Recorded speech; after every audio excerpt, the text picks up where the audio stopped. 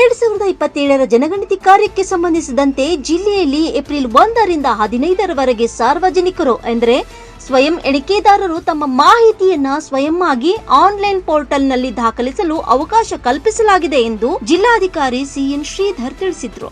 ನಗರದ ಜಿಲ್ಲಾಧಿಕಾರಿಗಳ ಕಚೇರಿ ಸಭಾಂಗಣದಲ್ಲಿ ಶುಕ್ರವಾರ ಜನಗಣತಿ 2027ರ ಕುರಿತು ಜರುಗಿದ ಪತ್ರಿಕಾಗೋಷ್ಠಿಯನ್ನು ಉದ್ದೇಶಿಸಿ ಅವರು ಮಾತನಾಡಿದರು.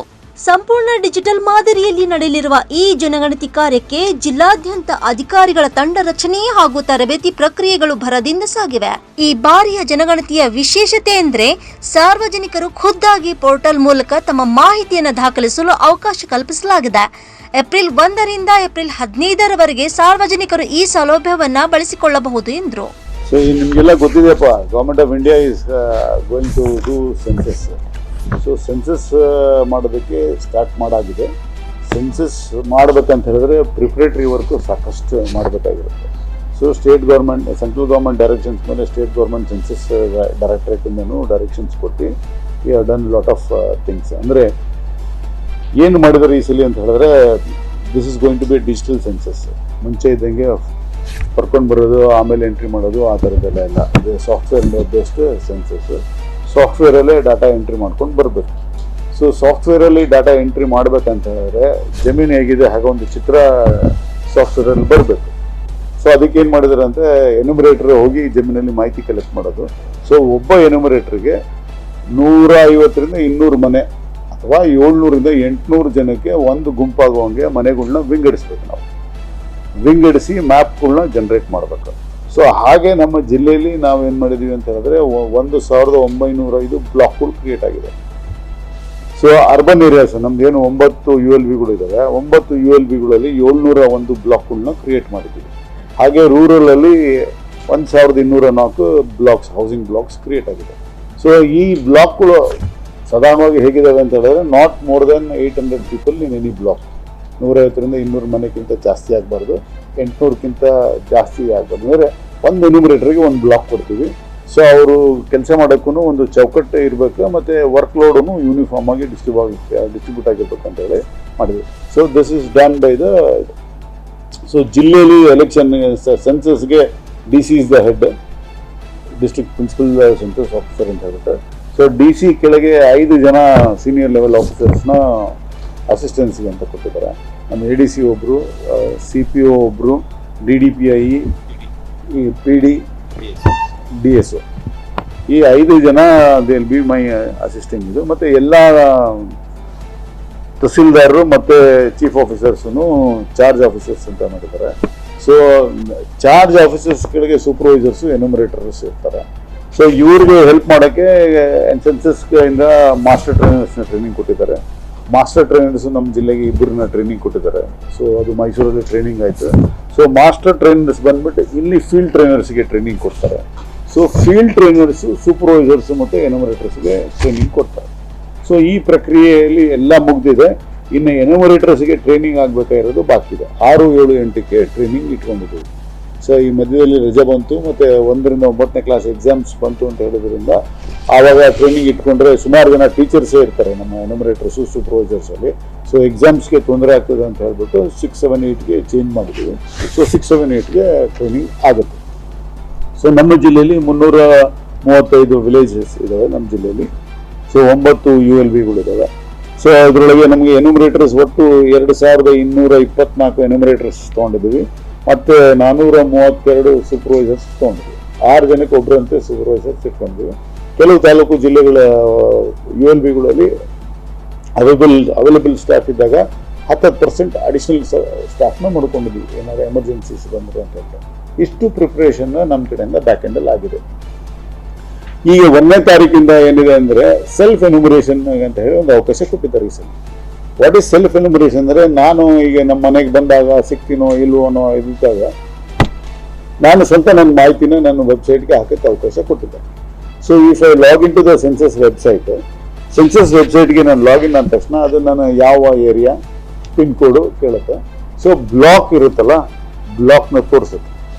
ಈಗ ನಾವು 150ರಿಂದ 200 ಮನೆ ಅಥವಾ 800 ಜನಕ್ಕೆ ಅಂತ ಒಂದು ಬ್ಲಾಕ್ ಮಾಡಿ 1905 ಬ್ಲಾಕ್ ಮಾಡಿದೀವಲ್ಲ, ಅದು ಕಾಣಿಸುತ್ತೆ. ಅದರೊಳಗೆ ಆ ಬ್ಲಾಕಲ್ಲಿ ಅವ್ರ ಮನೆನ ಗುರುತಿಸ್ಕೋಬೇಕು.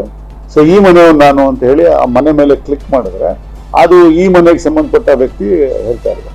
ಅದು ಮಲ್ಟಿಪಲ್ ಫ್ಲೋರ್ಸ್ ಇದ್ರೆ ಒಬ್ಬರೇ ಅಲ್ಲಿ ಕ್ಲಿಕ್ ಮಾಡಿದ್ರು ಬರುತ್ತೆ. ಸೊ ಅವ್ರ ವಿವರಗಳನ್ನ ಹಾಕ್ಬೋದು. ಸೊ ಅದರೊಳಗೆ ಅವರು ಹೆಸರು ಮತ್ತು ಅವ್ರು ಸಂಬಂಧಪಟ್ಟಂತ ಒಂದು 34 ಪ್ರಶ್ನೆಗಳಿದ್ದಾವೆ. ಅಂದರೆ ಮನೇಲಿ ಯಾರು ಹೆಡ್, ಗ್ಯಾಸ್ ಇದೆಯಾ, ಮನೆ ಫ್ಲೋರಿಂಗ್ ಯಾವ ಥರ ಇದೆ, ಕಾರ್ ಇದೆಯಾ, TV ಇದೆಯಾ, ಒಂದು ಅವರ ಸೋಷಿಯಲ್ ಸ್ಟೇಟಸ್ ಬಗೆಗೆ, ಇನ್ನೊಂದು ವಿದ್ಯೆ ಬಗೆಗೆ, ಮತ್ತು ಅವರ ಸವಲತ್ತುಗಳು ಏನೇನಿದಾವೆ ಅನ್ನೋದ್ರ ಬಗೆಗೆ ಒಂದು 34 ಸಿಂಪಲ್ ಸ್ಟ್ರೇಟ್ ಪ್ರಶ್ನೆಗಳು ಇದಾವೆ. ಇದೇ ನಮ್ಮ ಎನ್ಯುಮರೇಟರ್ ಕೇಳೋದು ಅದೇ ಪ್ರಶ್ನೆಗಳ, ಇವರು ಅದೇ ಪ್ರಶ್ನೆಗಳ. ಇವರು ಅದಕ್ಕೆ ಫಿಲ್ ಮಾಡಿದ್ರೆ, ಸಬ್ಮಿಟ್ ಮಾಡಿದ್ರೆ ಅವ್ರಿಗೊಂದು ID ಕ್ರಿಯೇಟ್ ಆಗುತ್ತೆ, ಸೆಲ್ಫ್ ಎನ್ಯುಮರೇಷನ್ ID ಅಂತ ಹೇಳಿ. So self enumeration ID create ಆಗಿದ್ದನ್ನು ಅವ್ರು ಇಟ್ಕೊಂಡು ನಮ್ಮ ಎನ್ಯುಮರೇಟರ್ ಬಂದಾಗ ಕೊಟ್ಟರೆ, ಎನ್ಯುಮರೇಟರ್ ಆ ನಂಬರ್ ಹಾಕ್ತಾನೆ. ಆ ನಂಬರ್ ಹಾಕಿದಾಗ ಅದೇ ಮನೆಗೆ ಬಂತು ಅಂದರೆ ಇಟ್ ವಿಲ್ ಬಿ ಅಕ್ಸೆಪ್ಟೆಡ್. ಈಗ ಅವರು ಮನೆ ಐಡೆಂಟಿಫೈ ಮಾಡೋದು ತಪ್ಪಾಗಿದ್ರೆ ಬಟ್ ಅವ್ರ ಸ್ವಂತ ಮಾಹಿತಿ ಕರೆಕ್ಟ್ ಇರ್ತದೆ. ಸೊ ಮನೆ ತಪ್ಪಾಗಿ ಐಡೆಂಟಿಫೈ ಆಗಿದ್ದಾರೆ, ಮ್ಯಾಚ್ ಆಗ್ತಿಲ್ಲ ಅಂತ ಮೆಸೇಜ್ ಬರುತ್ತೆ. ಮ್ಯಾಚ್ ಆಗ್ತಿಲ್ಲ ಅಂತ ಮೆಸೇಜ್ ಬಂದಾಗ ಒಂದು ವ್ಯಕ್ತಿ ಚೇಂಜ್ ಆಗಿರ್ಬೋದು, ಇಲ್ಲ ಒಂದು ಲೊಕೇಶನ್ ಚೇಂಜ್ ಆಗಿರ್ಬೋದು. ಆವಾಗ ನಮ್ಮ ಎನ್ಯುಮರೇಟರ್ ಏನು ಮಾಡ್ತಾನೆ, ಮನೆ ಚೇಂಜ್ ಆಗಿತ್ತು ಅಂದರೆ ಅಲ್ಲಿ ಎಡಿಟ್ ಮಾಡೋಕ್ಕೆ ಎನ್ಯುಮರೇಟರ್ ಮಾತ್ರ ಅಧಿಕಾರ ಇದೆ. ನಾನೇ ಫಿಲ್ ಮಾಡಿದರೆ ನಾನು ಎಡಿಟ್ ಮಾಡೋಕ್ಕೆ ಅಧಿಕಾರ ಇಲ್ಲ ನನಗೆ. ನಾನು ಸಬ್ಮಿಟ್ ಮಾಡೋಕ್ಕಿಂತ ಮುಂಚೆ ನಾನು ಎಡಿಟ್ ಮಾಡ್ಬೋದು, ಎಷ್ಟು ಸಲ ಬೇಕಾದ್ರೂ ಮಾಡ್ಬೋದು. ಫೈನಲ್ ಸಬ್ಮಿಟ್ ಮಾಡಾದ್ಮೇಲೆ ನಾನೇ ಎಡಿಟ್ ಮಾಡೋಕ್ಕೆ ಅವಕಾಶ ಇಲ್ಲ. ಎನ್ಯುಮರೇಟರ್ ಕ್ರಾಸ್ ವೆರಿಫೈ ಮಾಡೋಕ್ಕೆ ಬಂದಾಗ ಮಾಹಿತಿಲಿ ಏನಾದ್ರು ವ್ಯತ್ಯಾಸ ಇದ್ರೆ, ಬೇಸಿಕಲಿ ಮಾಹಿತಿ ಅಂತ ಹೇಳಿದ್ರೆ ಆ ಲೊಕೇಶನ್ ಅದೇ ಮನೆಯನ್ನ ಅಲ್ವಾ ಅಂತ, ಆ ಮನೆ ಅಲ್ಲಿದ್ರೆ ಅವನು ಎಡಿಟ್ ಮಾಡಿ ಯಾವ ಮನೆ ಅಂತ ತೊಗೊತಾನೆ. ಆವಾಗ ವಿಲ್ ಕ್ರಾಸ್ ವೆರಿಫೈ ಅವನ ಮಾಹಿತಿ ಡೀಟೇಲ್ಸ್. ಸೊ ಮಾಹಿತಿ ಡೀಟೇಲ್ಸಲ್ಲೂ ವ್ಯತ್ಯಾಸ ಇದ್ರೆ ಅದನ್ನ ಎಡಿಟ್ ಮಾಡಿ ಹಾಕಿ ಸಬ್ಮಿಟ್ ಮಾಡಿ. So this is the simplest process. ಇಷ್ಟು ಮಾಡಿ 1 ರಿಂದ 16ನೇ ತಾರೀಕುವರೆಗೂ ಸೆಲ್ಫ್ ಎನ್ಯುಮರೇಷನ್ ಇದೆ. ಆಮೇಲೆ 15ರವರೆಗೂ, 16ರಿಂದ 30ರವರೆಗೂ ನಮ್ಮ ಎನ್ಯುಮರೇಟರ್ಸ್ ಮಾಡ್ತಾರೆ.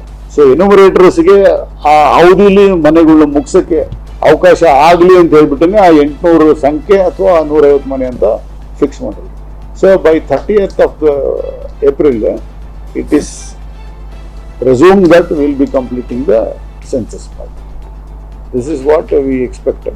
ಸೊ ಸೆಲ್ಫ್ ಎನ್ಯುಮರೇಷನ್ನ ಆದಷ್ಟು ಜನರಲಿ ಅರ್ಬನ್, ಆ ಜನ ಟೈಮ್ ಸರಿಯಾಗಿ ಸಿಕ್ಕೋದಿಲ್ಲ, ಹಿಂದೆ ಮುಂದೆ ಆಗ್ತಿರ್ತದೆ, ಮಾಹಿತಿ ಕಲೆಕ್ಟ್ ಆಗೋದ್ರಲ್ಲಿ ಡಿಲೇ ಆಗ್ತದೆ. ಅದಕ್ಕೆ ಅವ್ರಿಗೆ ಸೆಲ್ಫ್ ಎನ್ಯುಮರೇಷನಲ್ಲಿ ಆಗೋದು ಬಹಳ ಉತ್ತಮ. ಅವ್ರು ಮಾಡಿದ್ರೆ ಬಿಸಿ ಶೆಡ್ಯೂಲ್ ಅಂತ ಹೇಳ್ತಿರ್ತಾರಲ್ಲ, ಜೀವನದಲ್ಲಿ ಪುರ್ಸೊತ್ತಿಲ್ಲ ಅಂತ ಹೇಳ್ಬಿಟ್ಟು ಅವರು ಇವ್ರಿಗೆ ಸಿಗ್ತಾರೋ ಇಲ್ವೋ ಅಂತ ಅವ್ರ ಟೈಮ್ ಇದ್ದಾಗಲೇ ಅವ್ರು ಎನ್ಯುಮರೇಟರ್ ಮಾಡಿದ್ರೆ so it will help the census people. ಯಾಕಂದ್ರೆ ಅವ್ರು ಸಿಕ್ಕಲಿಲ್ಲ ಅಂದರೆ ನನ್ನ ಕೆಲಸ ಆಗಲಿಲ್ಲ ಅನ್ನೋ ಚಿಂತೆ ಇರ್ತದೆ ಅರ್ಬನ್ ಏರಿಯಾಸಲ್ಲಿ. ಜನರಲಿ ಅರ್ಬನ್ ಏರಿಯಾಸಲ್ಲಿ, ರೂರಲ್ಲಿ ಅದು ಒಂದು 2-3% ಇರ್ಬೋದು ಅಷ್ಟೇ.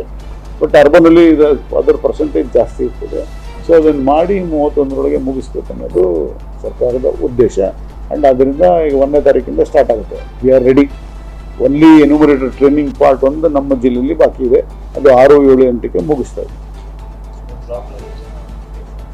ಒಂದು ಬ್ಲಾಕ್ಗೆ ಒಬ್ಬ ಎನ್ಯುಮರೇಟರ್,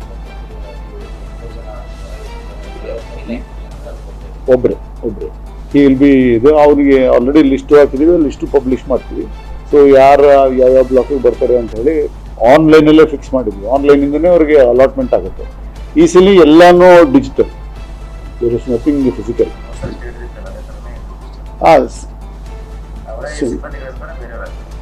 ಸಿಬ್ಬಂದಿ ಗೌರ್ಮೆಂಟ್ ಸರ್ವೆಂಟ್ಸ್ ಎಲ್ಲ ಒಂದೇ ಅಲ್ಲಪ್ಪ, ಬೇರೆ ಬೇರೆ ಜಾಗ ಮಾಡ್ಬೋದು ಅಷ್ಟು. ಹಾಗೇನೆ ಅವ್ರಿಗೆ ಮುಂದುವರಿಸ್ತೀವಿ ಅಂತ. It is going to be new set of people. ಅದ್ರೊಳಗೆ ಹಳಬರು ರಿಪೀಟ್ ಆಗೋ ಸಾಧ್ಯತೆ ಇರ್ತದೆ. ಈಗ ಟೀಚರ್ಸ್ನೇ ಯೂಸ್ ಮಾಡ್ತಿದ್ದೀವಿ, ಯೂಸ್ ಮಾಡ್ತಾ ಇದ್ದೀವಿ. ಎಲ್ಲಿ ಶಾರ್ಟೇಜ್ ಬೀಳ್ತದೆ ಇದು ಮೋರ್. ಈಗ ಅವರು ನಮಗೆ ನಿಗದಿ ಮಾಡಿಬಿಟ್ಟಿದ್ದಾರೆ ಇಷ್ಟಕ್ಕೆ ಅಂತೇಳಿ. ಸೊ ಒಂದಷ್ಟು ಕಡೆ ಗೌರ್ಮೆಂಟ್ ಕ್ಲರ್ಕ್ಸ್ನು ಯೂಸ್ ಮಾಡಿದ್ವಿ. ಯಾವ್ಯಾವ ಆ ತಾಲೂಕಲ್ಲಿ ಟೀಚರ್ಸ್ ಸಿಕ್ಕಲಿಲ್ಲ ಅಂದರೆ, ಎಕ್ಸಾಂಪಲ್ ನಮ್ಮ ಗದಗಲ್ಲಿ ನಮಗೆ ಟೀಚರ್ಸ್ ಸಂಖ್ಯೆ ಕಡಿಮೆ ಇದೆ. ಸೊ ಏಡೆಡ್ ಅವ್ರನ್ನೂ ತೊಗೊಂಡಿದ್ದೀವಿ, ಒಂದಷ್ಟು ಕಡೆ ಡಿಪಾರ್ಟ್ಮೆಂಟ್ ಸ್ಟಾಫ್ನು ತೊಗೊಂಡಿದ್ದೀವಿ. ಗೌರ್ಮೆಂಟ್ ಆಫ್ ಇಂಡಿಯಾದಿಂದ ಫಿಕ್ಸ್ ಆಗಿದೆ, ಅದು ಕೊಡ್ತಾರೆ. Where all be going to be paid ಮಾಡ್ತಾರೆ. ನಂಬರ್ಸ್ ನನ್ನ ನೆನಪಿಲ್ಲ, ಬಟ್ ಇಸ್ ಬಿನ್ ಫಿಕ್ಸ್ಡ್. ಸಾರ್ವಜನಿಕರು ಆಧಾರ್ ಅವ್ರ ಐಡೆಂಟಿಟಿ ಬಗೆಗೆ ಮಾಹಿತಿ ಎಷ್ಟು. ಇನ್ನು ವಿದ್ಯಾಭ್ಯಾಸದ ನಾವು ಹೇಳಿದನ್ನು ಬರ್ಕೊಂತಾರೆ. ನೀನು ಡಿಗ್ರಿ ಓದಿದ್ದೀನಿ ಅಂದ್ರೂ ಬರ್ಕೊಂತಾರೆ, ನಿನ್ನ SLC ಅಂದ್ರೂ ಬರ್ಕೊಂತಾರೆ. ನೀನು ಪ್ರೂಫ್ ಕೊಡು ಅಂತ ಕೇಳೋದಿಲ್ಲ.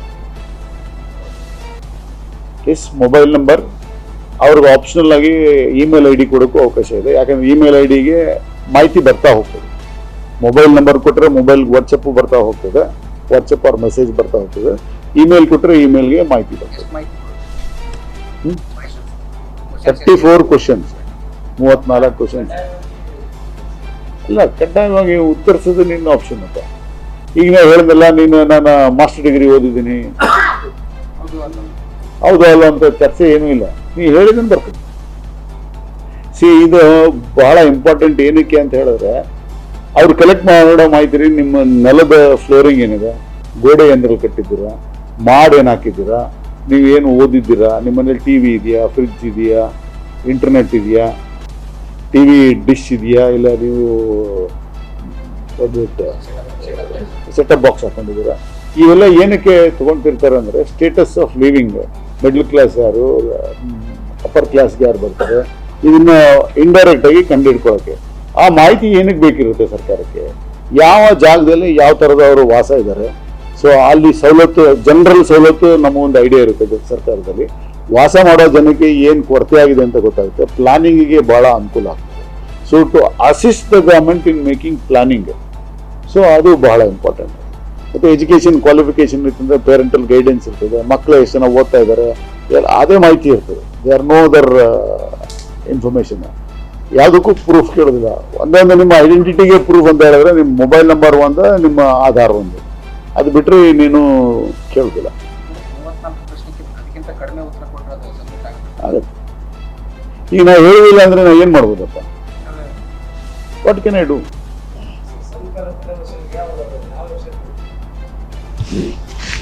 census.gov.in ಅಂತಪ್ಪ, se.census.gov.in. ಸೆಲ್ಫ್ ಎನ್ಯುಮರೇಷನ್ SE ಅಂದರೆ dot census, census.gov.in.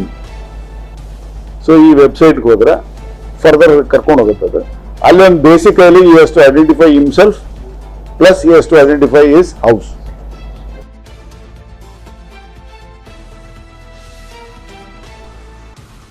Rice of news, Gadag.